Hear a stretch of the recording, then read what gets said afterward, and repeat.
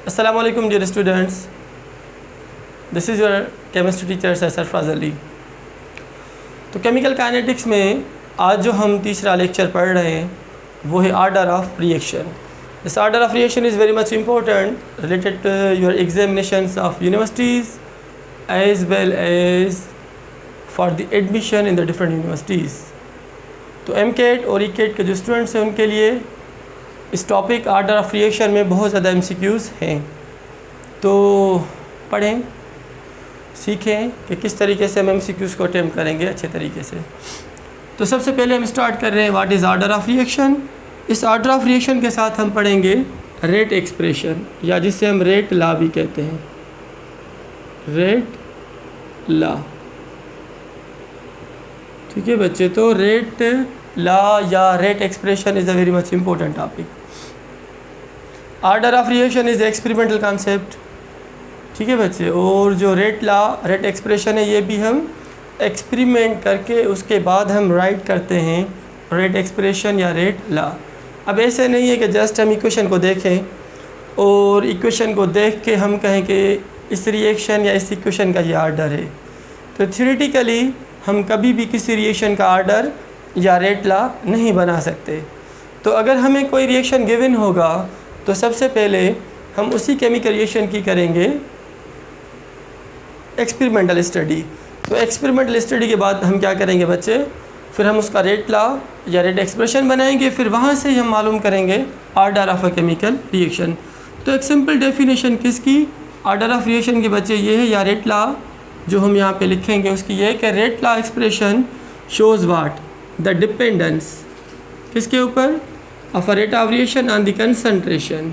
तो जैसे हमने रेट ऑफ रिएक्शन में पढ़ा था कि rate of reaction is directly proportional to the concentration of the reactants.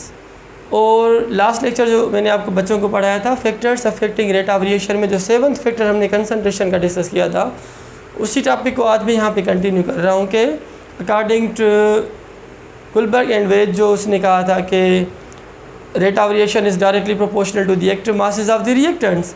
तो किन रिएक्शंस पे वैलिड है, किन पे वैलिड नहीं है, उसी बात को आज हम यहाँ पे कंटिन्यू करेंगे और प्रूव करेंगे कि रेट एक्सप्रेशन हर रिएक्शन का ऐसे नहीं बनेगा जैसे गुलबर्ग और वेज ने हमें बताया था। ठीक है बच्चे, तो rate law expression shows the dependence, this point is very much important, dependence. ठीक है बच्चे, of rate of reaction on the concentration of species. बहुत इम्पोर्टेंट बात यहाँ पे ये कि इस डेफिनेशन के अंदर मोस्टली जो बुक्स में अगर आप देखें तो वहाँ पे आपको रिएक्टेंट्स लिखा मिलेगा कि means rate of reaction is directly proportional to the concentration of reactants. यहाँ पे रिएक्टेंट्स को मैंने रिप्लेस किया है किसके साथ, स्पीशीज़ के साथ। क्यों, आगे इसके भी रीजंस मैं आपको बताऊँगा कि यहाँ पे रिएक्टेंट्स भी हो सकते हैं, यहाँ पर प्रोडक्ट भी हो सकता है, यहाँ पे कैटलिस्ट भी हो सकता है। तो इसीलिए स्पीशीज़ मुझे सूटेबल लगा, मैंने यहाँ पे रिएक्टेंट्स नहीं लिखा, मैंने यहाँ पे क्या लिखा है, स्पीशीज़ इन अ रिएक्शन। तो ये जो ऑर्डर ऑफ रिएक्शन है बच्चे ये बिल्कुल सिंपल नहीं है, it is not a simple topic कि हम रिएक्शन को देखें बताएं इसका ऑर्डर ये, जिस तरीके से गुलबर्ग और वेज या लॉ ऑफ मास सेक्शन में बेसिक्स में बताते हैं कि इस तरीके से आप इक्वेशन को देखो ऑर्डर बन जाएगा। तो नेवर एवर, कभी भी नहीं। ऑर्डर हम एक्सपेरिमेंटली मालूम करते हैं, थ्योरेटिकली केमिकल रिएक्शन को देख के हम उसका ऑर्डर नहीं मालूम कर सकते। ठीक है बच्चे, तो अब ऑर्डर है क्या, ऑर्डर ऑफ रिएक्शन की मैं आपको डेफिनेशन बता रहा हूँ। रेट एक्सप्रेशन के बाद हम आते हैं ऑर्डर ऑफ रिएक्शन, उसकी डेफिनेशन। तो what is order of reaction, तो ऑर्डर ऑफ रिएक्शन ये कि सबसे पहले हम रेट लॉ बनाएंगे, रेट लॉ एक्सप्रेशन लिखेंगे, फिर वहाँ पे जो रिएक्टेंट्स होंगे उनके पावर्स को सम अप करेंगे, ऐड करेंगे तो हमें मिल जाएगा ऑर्डर ऑफ द रिएक्शन। तो ऑर्डर की बच्चे डेफिनेशन ये हुई कि order of a reaction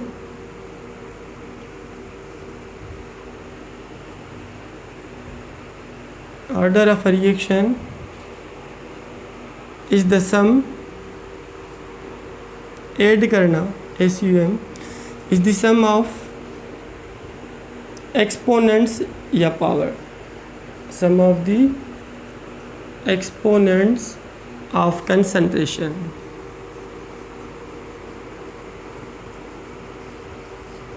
Order of reaction is the sum of the exponents या powers of the concentration terms in a rate law expression, in a rate law expression.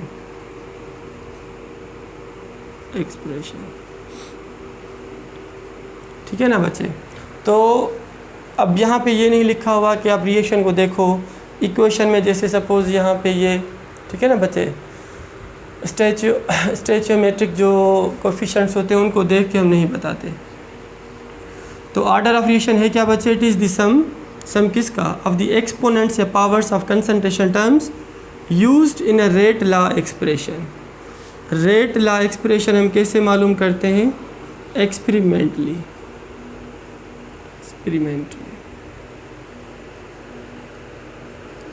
तो it is not a theoretical concept. Order of reaction is not a theoretical concept, it is experimental concept.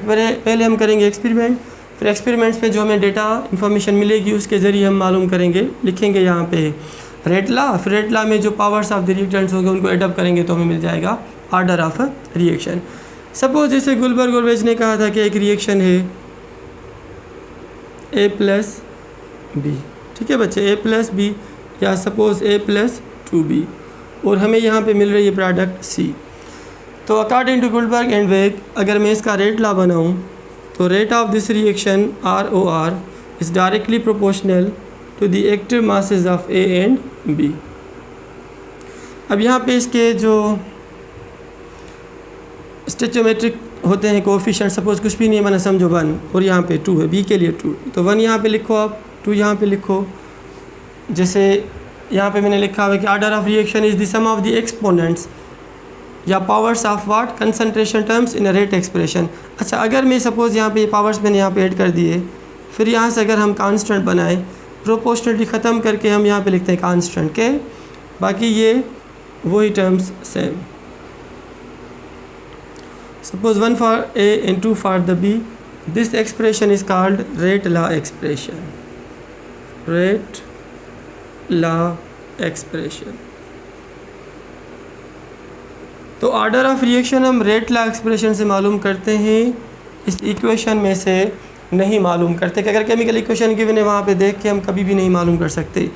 ये भी experiment के बाद की बात हो रही है, पहले नहीं, ठीक है।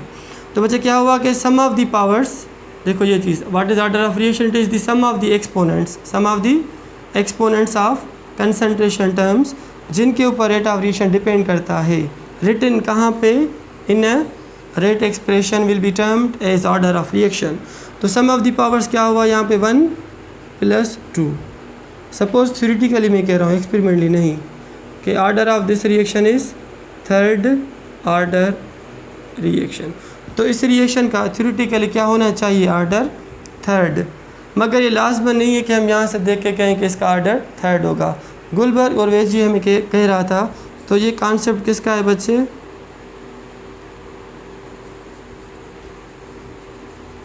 गुलबर्ग और वेज, जिन्होंने हमें लॉ ऑफ मास सेक्शन में बताया था कि रेट लॉ हम ऐसे बनाएंगे। इक्वेशन को देखो, इनके जो स्टैचियोमेट्रिक होते हैं कोएफिशिएंट्स, उनको पावर में लगाओ, उनको ऐड करो तो हमें मिल जाएगा ऑर्डर ऑफ रिएक्शन। मगर ये नहीं है, ये है क्या बच्चे? यहाँ पे गलत। ये उन रिएक्शंस के लिए यूज़ होगा जो सिंपल रिएक्शंस हो, या जिन्हें हम कहते हैं कि 1 स्टेप रिएक्शंस हो, एक ही स्टेप में ख़त्म हो जाए।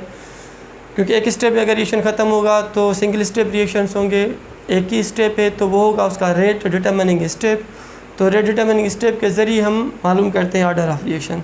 तो कॉम्प्लेक्स रिएक्शन मीन्स जब बहुत ज़्यादा मॉलिक्यूल्स इस्तेमाल हो तो वहाँ पे हम थ्योरेटिकली उस रिएक्शन को देख के उसका ऑर्डर ऑफ रिएक्शन कभी भी नहीं मालूम कर सकेंगे, ठीक है बच्चे। तो ये जो मैंने कहा था कि थ्योरेटिकली रिएक्शन को आप देखो, वहाँ से आप इसका रेट एक्सप्रेशन बनाओ, तो ये हर दफ़े नहीं होगा। ये होगा स्पेशली उन रिएक्शंस के लिए जो क्या होंगे, बिल्कुल सिंपल रिएक्शंस होंगे, 1 स्टेप रिएक्शंस होंगे, उनके लिए हम जो रिएक्शंस होते हैं उनके लिए हम यूज़ कर सकते हैं, हर रिएक्शन के लिए नहीं। हाँ, ये ऐसे भी हो सकता है, ये रिएक्शन ऐसे भी हो सकता है कि सपोज़ A के साथ 2 लगाओ, B के साथ 1, यहाँ पे 2 लगाओ, यहाँ पे 1, ऐसे भी हो सकता है। मीन्स कुछ भी इसके साथ हो सकता है। क्यों? कि जैसे मैंने आपको कहा कि rate of a chemical reaction वो कंसंट्रेशन पे डिपेंड तो करता है मगर हमेशा नहीं, depends upon the nature of the reaction. और उसी तरीके से जो ऑर्डर ऑफ रिएक्शन होता है बच्चे, आगे मैं आपको इसकी एक्सप्लेनेशन दूंगा, जो कुछ बोल रहा हूँ उसकी बिल्कुल एक्सपेरिमेंट में आपको वेरिफिकेशन दूंगा कि मैंने क्यों बोला, किस तरीके से, क्या लॉजिक था उसके पीछे।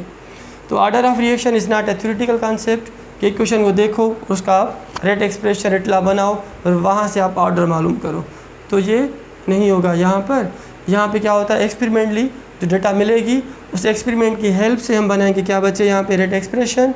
फिर जो एक्चुअल जो एक्सपेरिमेंटल रेट एक्सप्रेशन बनेगा उसमें जो sum of the powers of the concentration terms जो हैं उनको हम एडअप करेंगे तो हमें मिल जाएगा ऑर्डर ऑफ रिएक्शन।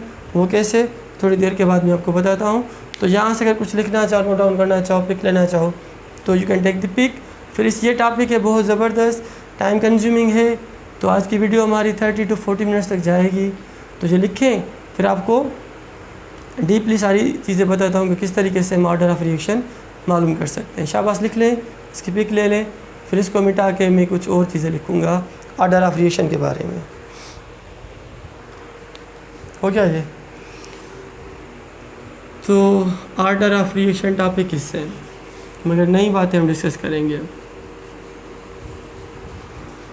तो थ्योरेटिकली क्या सीखा फ़िलहाल हमने कि किसी भी रिएक्शन को या इक्वेशन को देख के हम उसका ऑर्डर नहीं मालूम कर सकते, because order is not a theoretical concept, it is experimental concept. वही रिएक्टेंट्स हम लिखेंगे रेट लॉ के अंदर जिन पे रेट ऑफ रिएक्शन डिपेंड करेगा, और उन्हीं के पावर्स को हम एडअप करेंगे, रिएक्टेंट्स के पावर्स को एडअप करेंगे जिन पे रेट ऑफ रिएक्शन डिपेंड करता है। हर रिएक्टेंट को चलो लिखेंगे तो सही, मगर उनके पावर्स को एडअप नहीं करेंगे to calculate the order of reaction.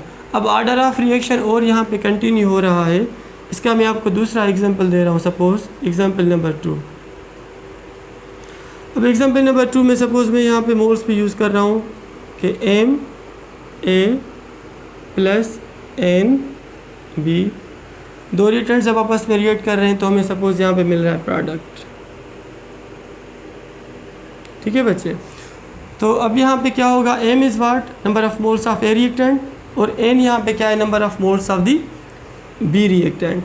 अगर हम सपोज़ इसका रेट एक्सप्रेशन लिखें, ठीक है बच्चे, यहाँ पे एक स्पेशी ये है, दूसरी स्पेशी ये दोनों एक्टिव है, सिंगल स्टेप रिएक्शन हो रहा है। अब मैं आपको क्या कह रहा हूँ कि this reaction is a single step reaction. कैसे पता चला कि जब हमने ए और बी को रिएक्ट कराया, आफ्टर एक्सपेरिमेंट जो हमें डेटा मिली, जो हमें इन्फॉर्मेशन मिली, वहाँ पे हमने ये देखा कि रिएक्शन 1 स्टेप है, एक स्टेप में हो गया, उसी स्टेप के अंदर रिटर्न्स कम्प्लीटली कन्वर्ट हो गए प्रोडक्ट में। ए और बी आपस में रिएक्ट किया, ए और बी दोनों ने आपस में रिएक्ट किया एक ही स्टेप रिएक्शन में। This step reaction is a single step reaction. और बच्चे अगर ये सिंगल स्टेप रिएक्शन है तो ये स्टेप क्या हो जाता है, rate determining step, rate determining step. तो इसी के अंदर सिंगल स्टेप रिएक्शन है, यही रेट डिटरमिनिंग स्टेप होगा, यही स्लोएस्ट स्टेप होगा। तो this is rate determining step. और याद करें रेट लॉ में हम क्या लिखते हैं, कौन सा स्टेप लिखते हैं, जो फास्ट ना हो, जो स्लोएस्ट स्टेप हो। तो एक बात बहुत इंपॉर्टेंट जो केमिकल काइनेटिक्स में बच्चों को पढ़ाते हैं कि which step is rate determining step, तो you can say that the slowest step among all the steps is a rate determining step. तो उसी को हम लिखते हैं कहाँ पे, इन अ रेट एक्सप्रेशन। फिर वहाँ से हम ऑर्डर ऑफ रिएक्शन मालूम करते हैं। तो सपोज़ यहाँ पे स्लोएस्ट स्टेप यही है, रेट डिटरमिनिंग स्टेप यही है, सिंगल स्टेप रिएक्शन है। तो जब हम इसका रेट ऑफ रिएक्शन लिखेंगे तो वो बच्चे किसके बराबर होगा कि, मैं डायरेक्ट यहाँ पे लिख रहा हूँ, प्रोपोर्शनली नहीं लिख रहा, कि concentration of a while concentration of, दोनों मेन रिएक्टेंट्स हैं, दोनों यूज्ड अप हो रहे हैं, दोनों की कंसंट्रेशन चेंज होने से रेट ऑफ रिएक्शन चेंज हो रहा है। Means rate of reaction totally depends upon the concentration of both reactants. ठीक है बच्चे? तो इसलिए ये रेट लॉ प्रैक्टिकली भी लिख रहा हूँ, एक्सपेरिमेंटली लिख रहा हूँ मैं, थ्योरेटिकली नहीं कि रिएक्शन को देख के मैं बना रहा हूँ, कभी भी नहीं। मैंने एक्सपेरिमेंट किया, एक्सपेरिमेंट के बाद जो हमें इन्फॉर्मेशन मिली वो मैं आप बच्चों के साथ सपोज यहाँ पे शेयर कर रहा हूँ। तो दिस इज़ एक्सपेरिमेंटली बात, एक्सपेरिमेंटली। ठीक है बच्चे? अब इसके जो पावर्स है यहाँ पे सपोज है एम, और इसके पावर्स क्या है यहाँ पे एन। तो ये जो टर्म मैंने यहाँ पे लिखा है, जो चीज़ मैंने यहाँ पे लिखी है, इससे हम क्या कहते हैं बच्चे, rate expression. Now this is rate expression. ये है केमिकल इक्वेशन, केमिकल इक्वेशन। ठीक है बच्चे? और इस रिलेशनशिप को हम कहते हैं रेट एक्सप्रेशन या रेट लॉ एक्सप्रेशन। और इसी रेट लॉ एक्सप्रेशन में हम के अंदर हम क्या मालूम करेंगे, आर्डर ऑफ रिएक्शन। तो आर्डर ऑफ रिएक्शन है क्या बच्चे, m+n। आर्डर ऑफ रिएक्शन को हम क्या कहते हैं, m+n। तो what is m+n, sum of the coefficients, sum of the exponents या powers of the concentration terms of reactants present कहाँ पर, not in a chemical equation या reaction, present in a rate law. तो rate law के अंदर जो concentration terms के जो पावर्स हैं उनको आप एड अप करोगे तो आपको क्या मिलेगा, आर्डर ऑफ अ रिएक्शन। तो सिंपली आर्डर ऑफ रिएक्शन है क्या, m+n। किन बुक्स में m+n लिखते हैं, किन बुक्स में यहाँ पे x लिखते हैं, वहाँ यहाँ पे y लिखते हैं। तो कोई भी चीज़ यूज़ कर सकते हैं m+n, हमारे सिलेबस में यहाँ पे m+n लिखते हैं। किन बुक्स में मैंने देखा तो वहाँ पे x+y लिखते हैं, तो x+y भी चल जाएगा, m+n भी। तो बात है बहुत इंपॉर्टेंट कि यहाँ पे जो रिएक्टिंग स्पीशीज़ हैं उनके जो कोएफिशिएंट्स होंगे आगे लिखे हुए वो पावर्स में आ जाएंगे। उनके पावर्स को जब हम सम अप करेंगे तो वो एक्सपेरिमेंटली क्या कहलाएगा बच्चा, आर्डर ऑफ अ रिएक्शन। तो इसी तरीके से हम क्या मालूम करते हैं, order of reaction with the help of experiments. और कहाँ से, फ्रॉम अ रेट लॉ या रेट एक्सप्रेशन। और थ्योरेटिकली हम इक्वेशन को देख के उसका आर्डर नहीं मालूम कर सकते। तो what is order of reaction, it is the sum of the exponents of reacting species present in a rate law या रेट एक्सप्रेशन। तो आर्डर इज़ m+n। अब यहाँ पे आर्डर के कुछ टाइप्स भी होते हैं, जैसे फर्स्ट आर्डर है, सेकंड आर्डर है और थर्ड आर्डर रिएक्शंस। तो इसके बाद हम एक्सप्लेन करते हैं कि टाइप्स ऑफ द आर्डर्स। सबसे पहले हम पढ़ेंगे फर्स्ट आर्डर, फिर सेकंड आर्डर, उसके बाद फिर हम पढ़ेंगे third order reactions. Now the types of the orders of the reactions. तो order is not a theoretical concept, it is the experimental concept. So with the help of experiments we can calculate the order of a reaction. अब यहाँ पे अगर मैं suppose यहाँ पे reaction लिखूँ, जैसे यहाँ पे रिएक्शन लिखा हुआ है कि फॉर फर्स्ट आर्डर रिएक्शंस, मैं फर्स्ट आर्डर की बात कर रहा हूँ यहाँ पे। तो अगर हम यहाँ पे इस रिएक्शन को देखें, डाइनाइट्रोजन पेंटाऑक्साइड जब डिकम्पोज हो रहा है तो हमें दो यहाँ पे प्रोडक्ट्स मिल रहे हैं, प्लस यहाँ पे सिर्फ एक रिएक्टेंट यूज़ हो रहा है, ठीक है बच्चे। If a single reactant is reacting here, experiment हमने देखा कि वाकई जो इस रिएक्शन का जो रेट ऑफ रिएक्शन है वो सिर्फ डिपेंड कर रहा है किसके ऊपर, डाइनाइट्रोजन पेंटाऑक्साइड के ऊपर। तो जब इसका हम रेट एक्सप्रेशन यहाँ पे लिखेंगे, rate of reaction for first order reaction, तो सबसे पहले हम क्या पढ़ रहे हैं, first order reactions, first order reactions. First order reactions का एग्जांपल मैंने यहाँ पे दो लिखे हैं, पहले फर्स्ट एक्सप्लेन कर रहा हूँ, उसके बाद फिर दूसरा। N2O5 will change into N2O4 plus 1/O2। अब ये है रिएक्टेंट, तो वही जब हम इसका रेट लॉ बनाएंगे बच्चे तो वो बराबर होगा किसके, K is a rate constant while reactant is only one is here, और इसी के ऊपर रेट ऑफ रिएक्शन डिपेंड कर रहा है, ठीक है बच्चे। तो जो इसी के ऊपर डिपेंड कर रहा है तो sum of the powers exponents यहाँ पे कितने, ओनली 1। तो what is order of reaction, sum of the exponents of concentration terms present in a rate law will be termed as the order of reaction. तो बच्चे इसका order क्या हुआ, first order reaction. तो this reaction is a first order reaction क्योंकि sum of the exponents या powers of reacting terms in a rate law is only 1, तो इसीलिए ये रिएक्शन हुआ फर्स्ट आर्डर रिएक्शन। आते हैं दूसरे इस रिएक्शन की तरफ, हाइड्रोजन परऑक्साइड की डिकम्पोजिशन, ठीक है बच्चे। जब हाइड्रोजन परऑक्साइड की डिकम्पोजिशन होती है तो देखने में हमें क्या आ रहा है, यहाँ पे ये सेकंड आर्डर होना चाहिए। देख रहे हैं थ्योरेटिकली तो हमें यहाँ पे 2 नज़र आ रहा है। तो अगर सपोज़ मैं यहाँ पे इसका आर्डर बनाऊँ, निकालो ये रेट लॉ इसका बनाऊँ अगर, तो वो सपोज़ ऐसे होगा। इक्वेशन का देख के अगर हम बनाएं जो लिखा हुआ है फार्मूले के अंदर, तो बच्चे यहाँ पे क्या है, 2 है ना, तो जस्ट आप क्या करो, ROR is equal to K concentration of this reactant H2O2, sum of the powers is 2, तो sum of the powers in rate law, ये है रेट लॉ, ठीक है बच्चे। तो एक्सपेरिमेंट के बाद हमने बनाया रेट लॉ, रेट लॉ के अंदर सम ऑफ द पावर्स इज़ 2, तो इसका आर्डर क्या होना चाहिए, सेकंड आर्डर रिएक्शन।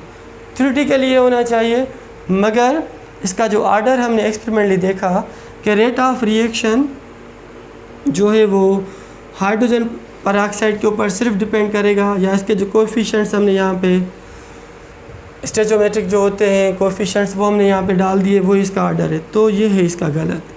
जब प्रैक्टिकली हमने इस रिएक्शन को कराया बच्चे, तो क्या हुआ, ये हाइड्रोजन पेरोक्साइड जो है हम क्या करवा रहे हैं यहाँ पे, experimental study of this reaction.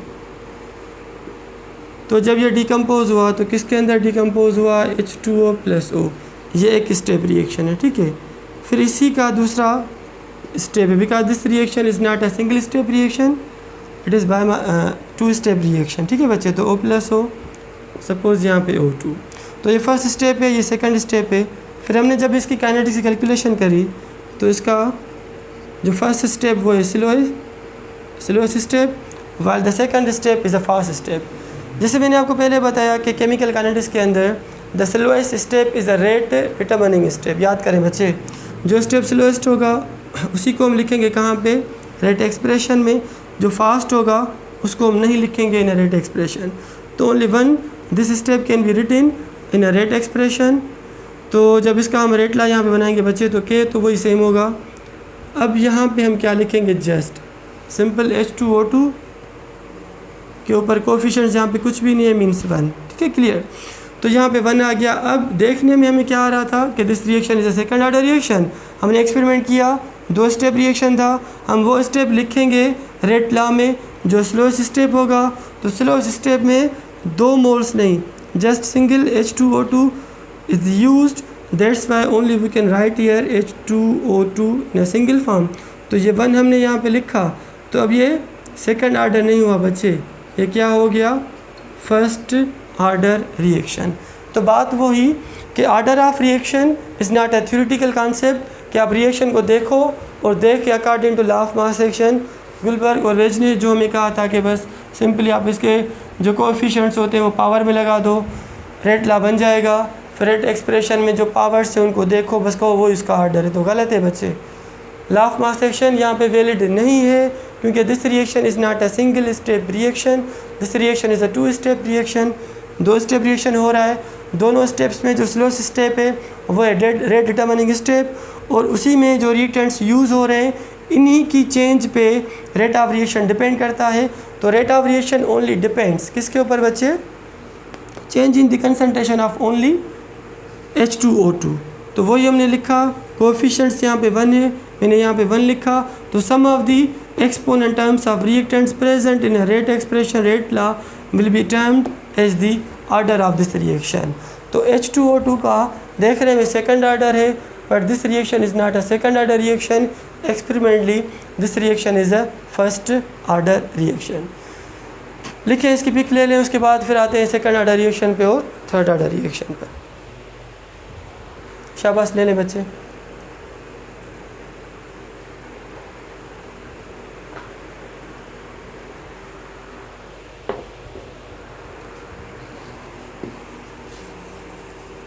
और भी बहुत ज़्यादा एग्जांपल्स है फर्स्ट ऑर्डर रिएक्शन के, जैसे सीडो फर्स्ट ऑर्डर रिएक्शन।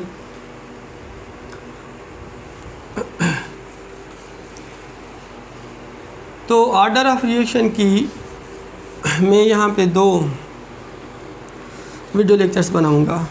इसमें सिर्फ जस्ट सिंपली ऑर्डर क्या है, what is order of reaction, what is rate expression, उसके बाद first order, second order, third order, बाकी ज़ीरो ऑर्डर जो रिएक्शंस होंगे उनके ऊपर मैं एक अलग वीडियो लेक्चर पूरा बनाऊंगा बच्चों के लिए, ताकि डिटेल में मैं आपको पढ़ा सकूं कि what is the kinetics of या mechanism of zero order reactions.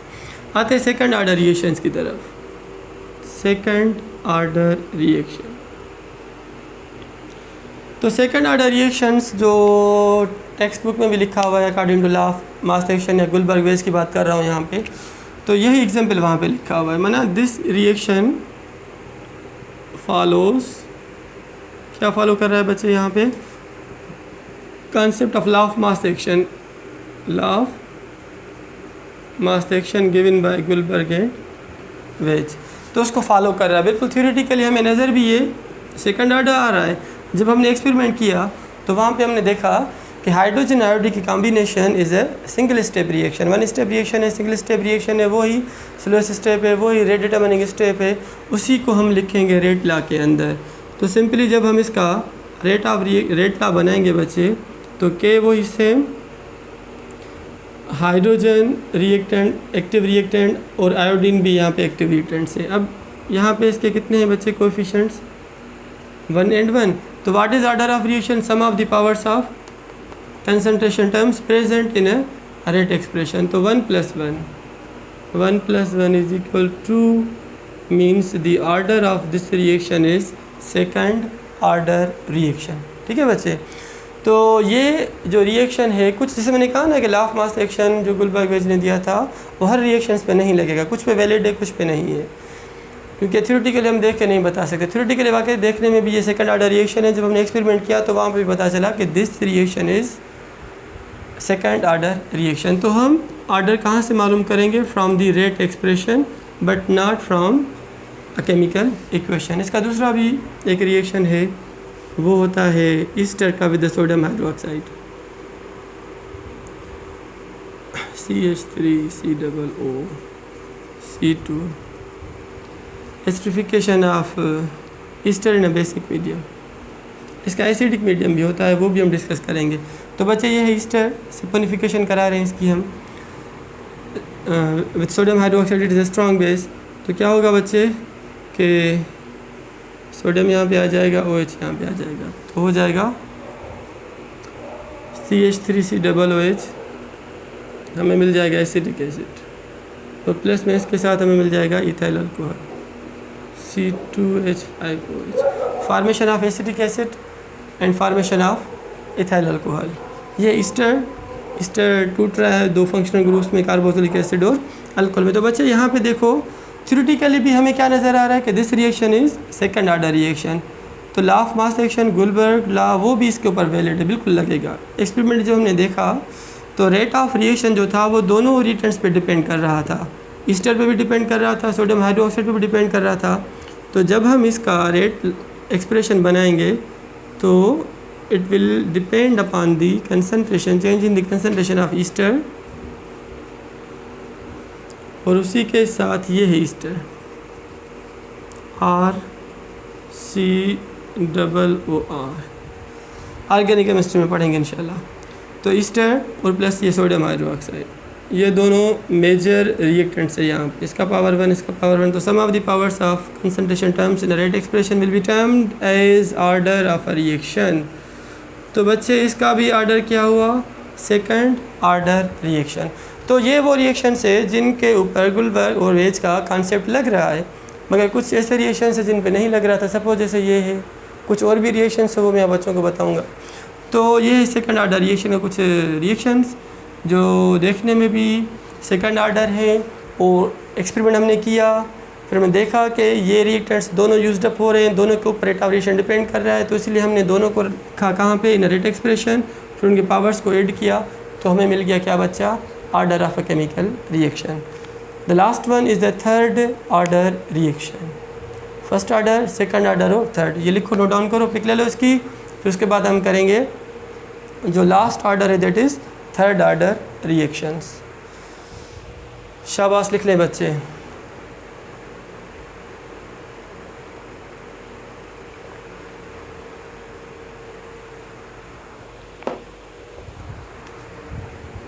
Now the third one is third order reaction.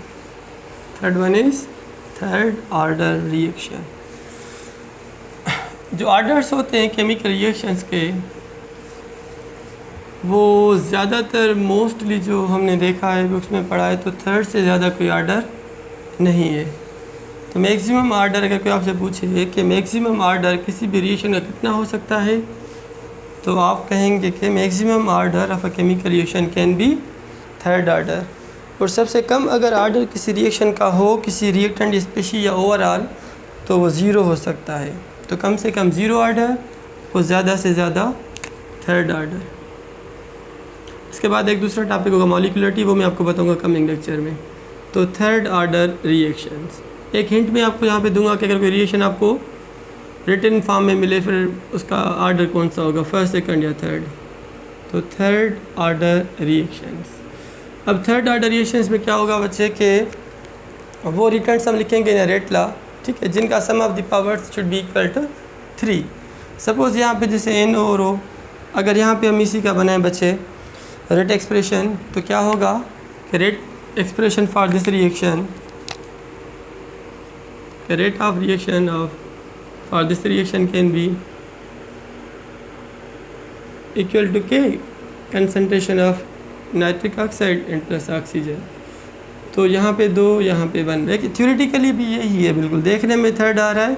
जब हमने प्रैक्टिकली इसको परफॉर्म किया तो वहाँ पे भी वाकई से हमें पता चला कि this reaction is a third order reaction. तो सम ऑफ दी वही सेम टेक्निक जो मैंने आपको पहले बताई कि sum of the exponential terms 2 + 1 = 3, so this reaction is order that is third order reaction. Hint दे रहा हूँ, अगर आप टेक्स्ट बुक में पढ़ रहे हो, एंटी टेस्ट के बच्चों को हिंट दे रहा हूँ कि टेक्स्ट बुक में जाओ, वहाँ पे जितने भी आपको रिएक्शंस मिलेंगे ना थर्ड ऑर्डर के, उन सब के अंदर NO आपको ज़रूर मिलेगा। Most of the reactions of NO nitric oxide follow dash order reactions, 0 order, first order, second order या थर्ड ऑर्डर। तो बच्चे याद कर लें, नाइट्रिक ऑक्साइड NO के जितने भी रिएक्शंस लिखे हैं हमारे सिलेबस के अंदर, they all reaction should follow third order reaction. ये थर्ड ऑर्डर को फॉलो करते हैं। कौन सा रिएक्टेंट? NO nitric oxide. तो अगर एंटी टेस्ट में आपको जस्ट गिवन हो थ्योरेटिकली कि what is the order of this reaction, अगर NO आपको नज़र आ जाए ना रिएक्टेंट साइड, तो समझो कि this reaction is third order reaction. अब जैसे सपोज यहाँ पे भी NO + हाइड्रोजन, N2O + वाटर, तो इसी का भी वही अगर आप रेट लॉ बनाओगे तो इसके पावर्स 2 आ जाएंगे, इसका पावर 1, 2 + 1 = 3, मीन्स जो order of this reaction is third order reaction. तो बच्चे ये था क्या आज का हमारा lecture, what is order of reaction, उसके बाद what is rate law expression, कैसे हम बनाते हैं, कैसे लगाते हैं, या जैसे मैंने आपको कहा था गुलबर्ग और वेज वाला, हर थ्योरेटिकल उनका कॉन्सेप्ट थ्योरेटिकल था कि रिएक्शन को देखो और वहाँ से आप ऑर्डर बनाओ। तो याद करें बच्चे, वेरी मच इंपॉर्टेंट बात ये कि order is not a theoretical concept, it is experimental concept. Rate law expression जो हम राइट करते हैं, it is not also theoretical concept, it is also experimental concept. तो with the help of experiments we can write rate expression पहले, फिर उसके बाद जो कंसंट्रेशन टर्म्स के जो सम ऑफ द पावर्स होंगे उनको एडअप करेंगे तो वहाँ से हमें मिल जाएगा ऑर्डर ऑफ रिएक्शन। तो पहले हम क्या बनाएंगे, रेट एक्सप्रेशन या रेट लॉ एक्सप्रेशन, फिर वहाँ पे जो कंसंट्रेशन टर्म्स के जो पावर्स हैं उनको ऐड करेंगे तो वहाँ से हमें पता चलेगा कि this is the order of this reaction. एक बात बहुत इंपॉर्टेंट मैं आपको बताता चलूँ कि फर्स्ट ऑर्डर रिएक्शन का एक बेस्ट एग्जांपल जो एंटी टेस्ट में आ चुका है कि radio activity has a dash order, 0 order, first order, second order या थर्ड ऑर्डर। तो बच्चे याद करें, ये MCQ एंटी टेस्ट का आप बच्चों के साथ शेयर कर रहा हूँ क्योंकि आज हमने पढ़ा है फर्स्ट ऑर्डर रिएक्शन। तो रेडियो एक्टिविटी में जो रिएक्टिंग सब्सटेंस होता है वो एक ही होता है, जैसे यूरेनियम है या कोई अनस्टेबल न्यूक्लियर होता है या न्यूक्लियस होता है सॉरी, तो वो आगे डिके होता रहता है। ठीक है बच्चे, तो एक चीज़ आगे टूटती रहती है, तो एक चीज़ वही यूज़ होगी किसमें, रेट एक्सप्रेशन, तो उसका पावर भी 1 ही होगा तो उसका ऑर्डर 1। तो this is the MCQ of anti test कि what will be the order for the radioactivity process. तो रेडियो एक्टिविटी में जो रिएक्टिंग स्पीशीज़ इस्तेमाल होता है वो सिंगल एक ही होगा, तो इसीलिए उसका ऑर्डर क्या होगा, फर्स्ट ऑर्डर रिएक्शन। तो रेडियो एक्टिविटी के लिए जो करेक्ट ऑप्शन आपको ढूंढना होगा that will be first order reaction. बाकी जैसे आगे मेरा मेन टॉपिक है, मैं आपको पढ़ाऊँगा 0 ऑर्डर रिएक्शन, अभी मैंने यहाँ पर नहीं पढ़ा है क्योंकि 30 to 40 मिनट्स का एक पूरा लेक्चर बनाऊंगा मैं किसके ऊपर, 0 ऑर्डर रिएक्शंस कौन से होते हैं, 0 ऑर्डर होते हैं तो क्यों होते हैं, और उनका मैकेनिज्म या काइनेटिक्स क्या होती है। तो 0 ऑर्डर के लिए एक पूरा अलग मैं लेक्चर आप बच्चों के लिए बनाऊंगा। तो ये यहाँ पे आज का लेक्चर हम ख़त्म करते हैं कि what is order of reaction, what is rate law expression, उसके बाद what is first order reaction, second order reaction, third order reaction से कुछ एग्जाम्पल मैंने जो आपके सिलेबस बुक्स में लिखे हुए सारे तकरीबन मैंने आपके साथ यहाँ पर डिस्कस किए। अगर आप बच्चों केमिस्ट्री समझ में आ रही है तो kindly do like my YouTube channel Sarfaraz chemistry tutorials. अब वहाँ पे जाओ, लाइक करो, सब्सक्राइब करो। सब्सक्राइब करने का बड़ा फ़ायदा वही कि आपको इंडिकेशन आ जाएगा कि नया लेक्चर आ रहा है, जाओ सुनो, सीखो और एंटी टेस्ट की तैयारी करो। तो आज का लेक्चर यहाँ पे ख़त्म करते हैं। Thank you very much.